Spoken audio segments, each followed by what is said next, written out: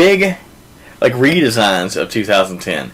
So a lot of sites went through a lot of updates. And have you ever went through like any of the old sites that you ever went to a long, long time ago? And like I think it's like the time machine, the internet time machine. Have you ever went to that and seen like what sites look like multiple years ago and stuff like that? So what they do is they take a database, like the archive of it, and they keep all the original, the original GIFs, the original, the look, the original, anything that was on that site, like from anywhere from, like the images and all that stuff.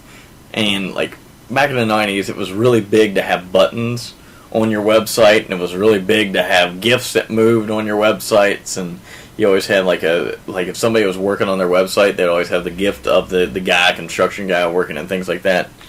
So what they did is they did a big compiling list of the top 10 of the big redesigns on the internet. And let's see here. I'm pulling it up now. So Flickr was one of them. And I'll pull it up, yeah. And show you what I'm talking about.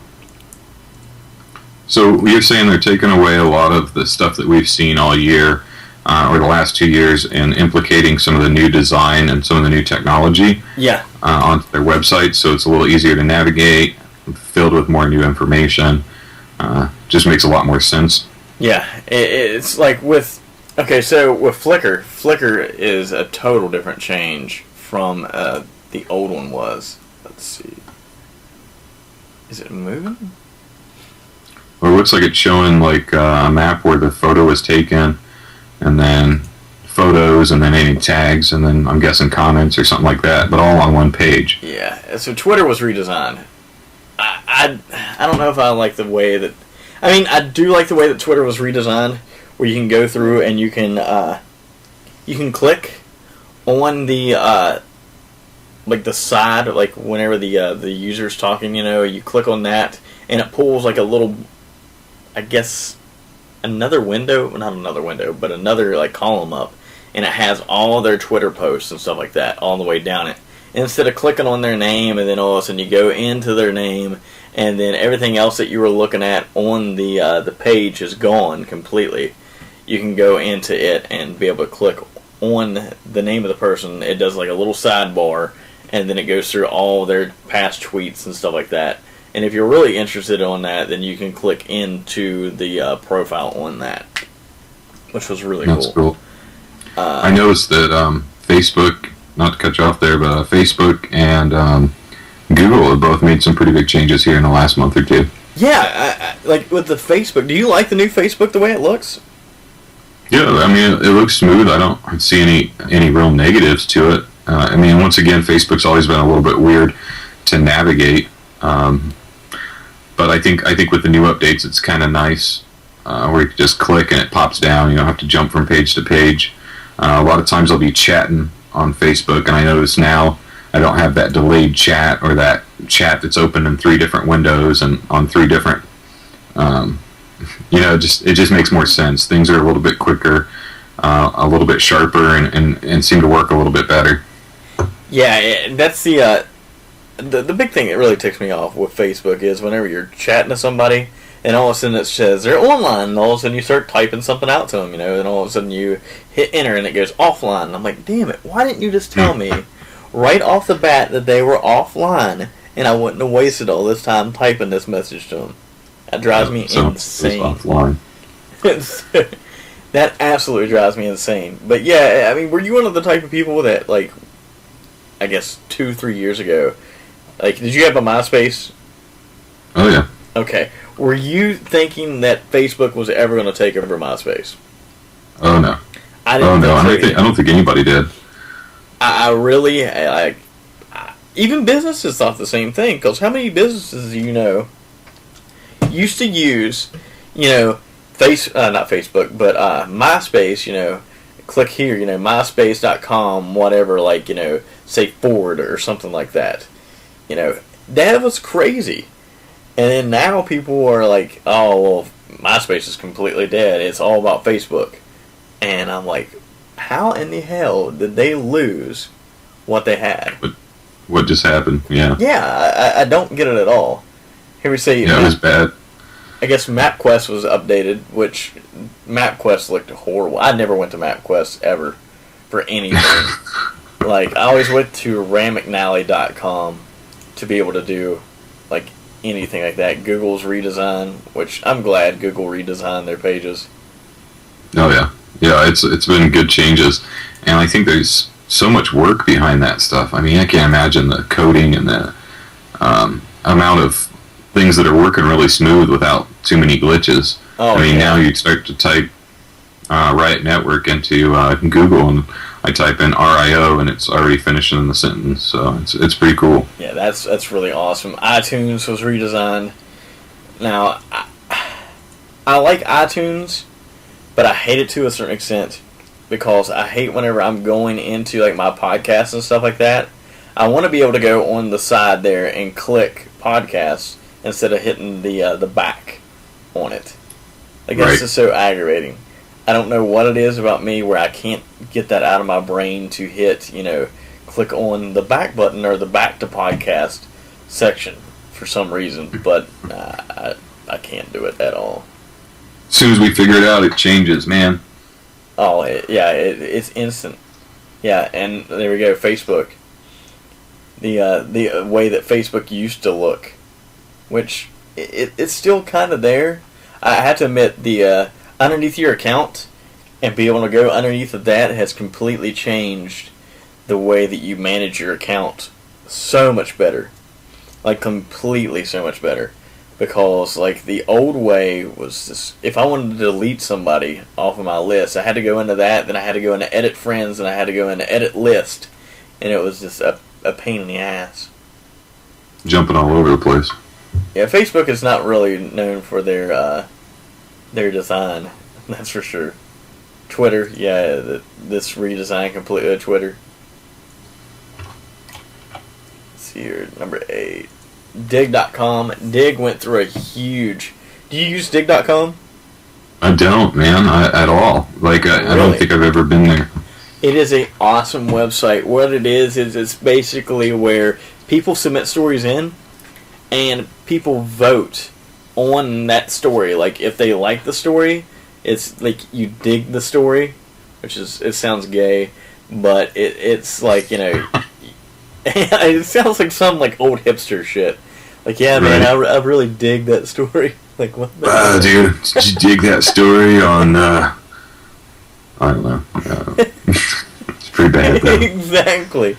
So, what it is... No, that's cool, though. These people go through and they vote on these stories, and the more these people vote on the story, the more it goes up through the chain, and it gets to be, like, top number 1 story of the 24 hours, and it can stay there. I mean, it can stay there for, like, a week long, really, if it wanted to.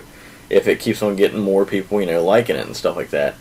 But it's a really cool website to go to and find this random shit that you would never have found, like, on the internet elsewhere. So it's a really awesome. It went through a hard hit because they redesigned everything on it, and a lot of people were pissed off about, like, certain features and shit like that were taken away. And like always, you change something on the internet, people are going to whine about it. They're like, oh, I didn't like that, and that's just not helpful, blah, blah, blah. It's either you adapt or you don't. And a lot of people didn't adapt. Yeah, it was garbage, and people, like, quit going to it. But it works so much better now. Let's see here. YouTube's another redesign that I like it a lot better. But I think that Google has commercialized this thing so much now. I get so aggravated every time I go in and I click on this one video, and all of a sudden, next thing you know is I've got an ad that pops up, and I'm like, God, alright, I gotta go through this ad. Well, I go to another page and there's another ad there. I really think they need to regulate how much ads pop up. Yeah, it's really funny. YouTube is horrible with the ads, and the thing that I don't understand, unless it's something like that they're really pushing or it's one of their featured videos, it seems like the bandwidth and the load times on those things are just slow. I mean, YouTube seems so much slower than it was, I don't know, a year ago, 2 years ago. It seems like it's really maybe it's just the more traffic. I don't know. I don't know the explanation, but it definitely seems slower. Yeah, I don't know either, because you'll click on a video and you'll be like, oh, okay, alright, this should load pretty quick, it's YouTube. And then all of a sudden you're like, oh my gosh. So we, like, what we try to do is we always try to preload, like, YouTube videos and stuff like that on our, before the show. That way we don't have to wait for the buffer and the load times and stuff like that. And so we found out recently, if you full screen it, it's actually changing the resolution of what you're watching. And it basically goes through and reloads it again. And it's so aggravating. I'm like, really? You've already loaded this shit. Why do you need to do this again? And it's so slow. So slow. And you're weighing the quality, and some are better quality than others. So I don't know if it has something to do with how they post it, or if it has something to do with maybe something I'm doing on my side. But I think it's them. I really do. I think they dedicate bandwidth to certain videos and stuff like that. Like the more higher end content, people go through and I've never seen this website. I don't even know what the hell this website is. Oh yeah. Byte? Byte. I've never used it. I don't know. Like, that's not a big thing for me at all. And MySpace. Instead of sending people invitations to like parties and stuff like that, you can send it to them over the internet with Byte. Ah, okay. Well, that works. And then MySpace, which I really don't understand this redesign. Have you've been on MySpace lately, right? Nope. Really? I don't even know if my account's still open, actually. Well, they went through and this is the new look of it. It's got and then it's got like a bracket underneath of that and for the space. And I'm like, what? Is it faster? Does it say it's faster? That's all I care about. It's a little bit faster. Not that great. You still have the garbage, like, people go through and they think that this, like, the profile that they have looks so awesome the way it is, and it looks like janky as shit.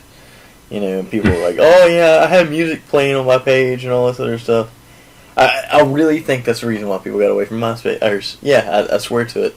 That people got away from MySpace because of that stupid music. Every time you went to somebody's page, they always had their dumb music playing. Like, and it's so aggravating. That's all I got. MySpace, speed it up. I'll mute the music. I'll deal with all the crap. But man, it is so freaking slow. It's garbage. Every bit of it. I agree completely. So yeah, that's the top 10 designs changes of 2010 on websites. So I thought it was pretty weird. Like, you know, going back through and looking at stuff. You need, like I said, go to the is it the time machine, internet time machine, or Wayback Machine, or something like that? And I need to go. Yeah, tell me something about it. Like, go look at like Google and Yahoo and things like that, and like Pepsi.com looked like absolutely shitty.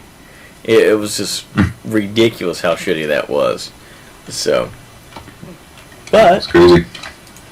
We'll move on to your next story. You have got what is this? Well, a little different.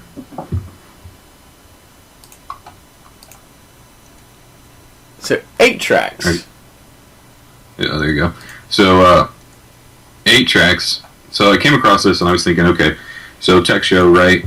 And we don't talk about music a whole lot on the show, but from a standpoint, I'm a huge music fan, and 8 tracks was something I stumbled upon.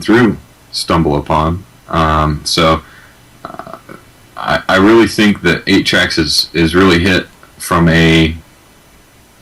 Alright, so we got all these internet choices, we got all these places to get information, there's all kinds of places to get music, there's all kinds of places to get video. 8 tracks is one of those places where I can go straight to it. I can type in happy music, and it's going to play happy music, and I can leave it alone. It's going to pick stuff that I like. So what it is, it's a group of people who get together and they create playlist. So 5, 10, 100 songs, and these mixes, and then they title it. And they can title it, I think on the main page here, we got chill mix you always wanted. So if you click on it, it'll play